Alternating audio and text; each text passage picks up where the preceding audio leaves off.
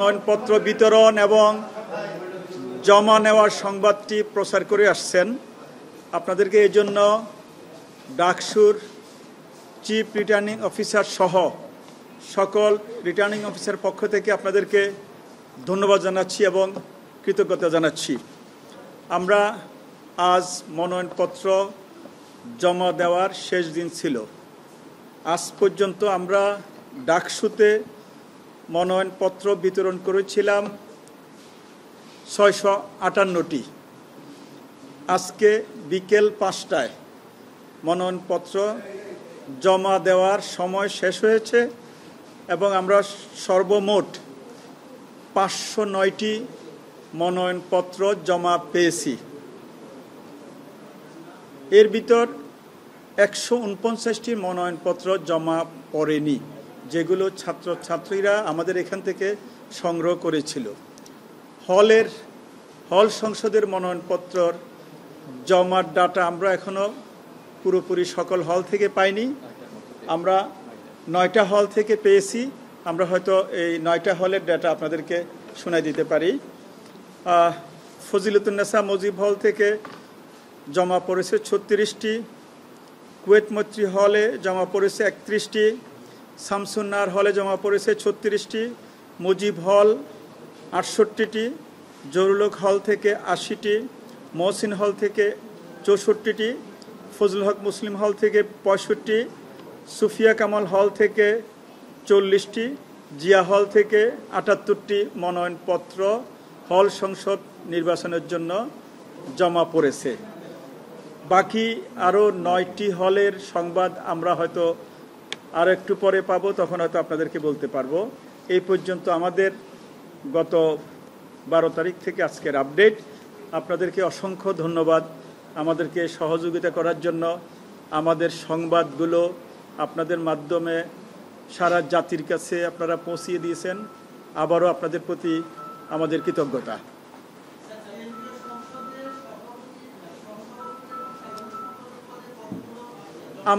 আমরা এই সংবাদটুকু আপনাদেরকে আজকে দেওয়া সম্ভব না। আমরা এই যে এই 509টি ফর্মকে সর্টিং করতে হবে, তারপরে তাদের বৈধতা অর্থাৎ তারা ঠিকমতো জমা দিয়েছে কিনা আমাদের স্ক্রুটিনি হবে। তারপরে আমরা কোন পদে কয়টা মনোনয়নপত্র জমা পড়েছে সেই স্ট্যাটিস্টিক্সটা দিতে পারবো আগামীকাল 5টার পরে। হ্যাঁ, এখন এটা দেওয়া সম্ভব না, কাজ চলতেছে। আমরা দ্রুত কাজ করার চেষ্টা করতেছি যাতে কালকের দিনে এটা মোটামুটি আমরা গুছিয়ে ফেলতে পারি। আমাদের আগে যে নির্ধারিত শিডিউল সেটা অনুযায়ী যাতে আমরা অর্থাৎ প্রার্থীদের খসড়া তালিকাটা যাতে প্রকাশ করতে পারি সেই ব্যবস্থা করার জন্য আমরা কাজ করতেছি। জি না, এখন বলা যাবে না তো, আমরা কাজ চলতেছে। কাজ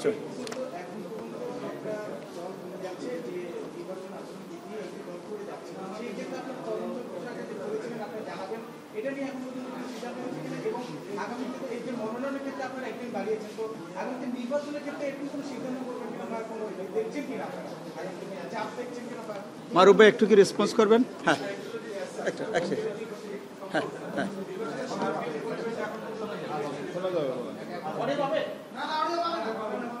মারুফ ভাই তাহলে একটু আসেন, এদিকে দেখতে আসবেন। হ্যাঁ, একটু আসেন, এদিকে একটু নিয়ে যান। হ্যাঁ, না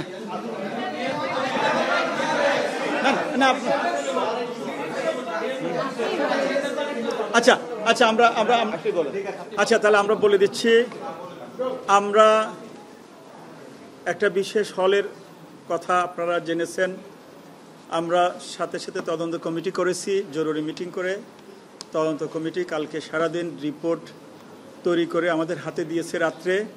আমরা আজকে এই শিডিউলের কারণে আমরা সেই তদন্ত কমিটির রিপোর্টটা এখনও দেখতে পারি নাই। আমাদের 6টা মিটিং আছে, তদন্ত কমিটির রিপোর্ট কি আসলো তখন সেটা আমরা দেখতে পারবো। আমরা আচরণবিধির বিষয় আবারও বলছি, এই পর্যন্ত যেই কয়টা অভিযোগ আপনাদের সামনে তো করেছে তারা, সাথে সাথে আমাদের সম্মানিত কমিশনের সদস্যগণ তাদেরকে সতর্ক করে দিয়েছেন এবং তারা মেনে গেছে। আর কোনো ধরনের আচরণবিধি আপনারাই বলেন কোনো ব্যত্যয় হয়েছে কিনা। আমরা একটু বলে রাখি যে আচরণবিধি সংক্রান্ত আমাদের দেখার জন্য পরিষ্কার কমিটি আছে। সেই কমিটি আমরা যখনই যে পক্ষই যে ধরনের আচরণবিধি সংক্রান্ত অভিযোগ আসছে আমরা সেই কমিটির কাছে প্রয়োগ করছি, সেটা খুব শক্তিশালী একটা কমিটি, তারা দ্রুত রেসপন্স করার চেষ্টা করছে। আপনারা জানেন যে আমরা আজকে পর্যন্ত এই মনোনয়নপত্র দাখিল, জমা গ্রহণ এবং বিতরণ এটা পর্যন্ত ব্যস্ত ছিলাম। এখনো পর্যন্ত ক্যাম্পাসে যে সমস্ত তথ্য আমাদের কাছে আছে কোথাও বড় রকমের কোনো আচরণবিধি লঙ্ঘনের ঘটনা ঘটেনি। কিছু ঘটেছে আমরা শুনেছি, সেই অভিযোগগুলো আমরা গ্রহণ করেছি। তার জন্য যে ওই বিধি সংক্রান্ত যে ব্যবস্থা গ্রহণ করার কথা সেটা গ্রহণ করার জন্য নির্ধারিত কমিটি কাজ করছে এবং আপনারা দেখেছেন এবং দেখবেন যে এটা নিয়ে আমাদের নির্বাচন যে টিম, সেই টিমের পক্ষ থেকে ব্যবস্থা গ্রহণ করা হবে।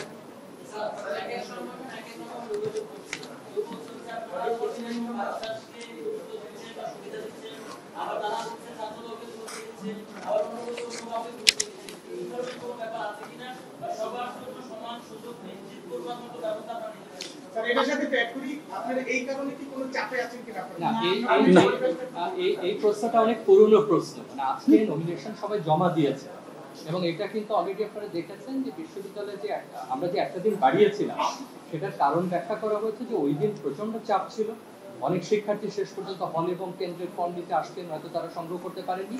এর সঙ্গে কোনো দলকে সুবিধা দেওয়া বা কোনো পক্ষকে সুবিধা দেওয়ার তো প্রশ্নই আসে না, এটা কিন্তু আমাদের দিক থেকে বারবার বলা হয়েছে এবং এইভাবে অনাচ্ছাদিতভাবে কে বলেছেন বা কার নাম বলেছেন এটা তো আসলে উত্তর দেওয়া আমাদের পক্ষে সম্ভব না। আর এখন থেকে যেহেতু প্রার্থী নিশ্চিত হয়ে যাচ্ছে আগামী 2-1 দিনের মধ্যে, তখন তো আচরণবিধিটা পর্যবেক্ষণ করা আরো সহজ হবে যে কোন প্রার্থী আচরণবিধি লঙ্ঘন করছেন বা করছেন না। আর এর বাইরে তিনি যখন আরো তার নেটওয়ার্কের মধ্যে থাকেন সেটা একটা বিস্তৃত বিষয়। তো সুতরাং এখন যত তারা স্পষ্টভাবে কাজ করবেন, কেউ যদি আচরণবিধি লঙ্ঘন করেন এবং সেটা যদি অভিযোগ আকারে আসে অবশ্যই আমরা সেটা খুব গুরুত্ব দিয়ে দেখবো। এবং যে প্রশ্নটা বারবার করছেন, আমরা কোনো পক্ষকেও চিনি না বা কোনো দলকেও চিনি না, এখানে বিশ্ববিদ্যালয়ের বৈধ শিক্ষার্থী তিনি আমাদের এখানে প্রার্থী হয়েছেন, আমরা এটুকুই বলতে পারি।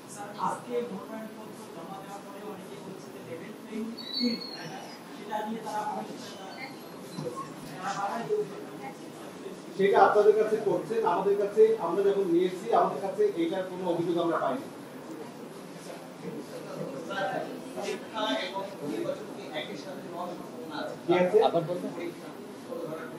আমাদের যে পরীক্ষাগুলো আছে সেটা নির্বাচনের একদিন আগে, নির্বাচনের একদিন পরে, নির্বাচনের দিন, কেবলমাত্র এই সময়টাই আমাদের পরীক্ষাগুলো চলবে না। আমাদের একাডেমিক কার্যক্রমই হচ্ছে বিশ্ববিদ্যালয়ের মূল কাজ, সেটাকে কোনোভাবে কম্প্রোমাইজ করার, নির্বাচনের জন্য কম্প্রোমাইজ হবে না। কিন্তু ওই সুবিধার্থে আমরা নির্বাচনের আগের দিন, নির্বাচনের দিন এবং নির্বাচনের পরের দিন আমরা সকল পরীক্ষা স্থগিত রাখার জন্য অনুরোধ করতে অনুরোধ করেছি। থ্যাংক ইউ ভালো থাকেন।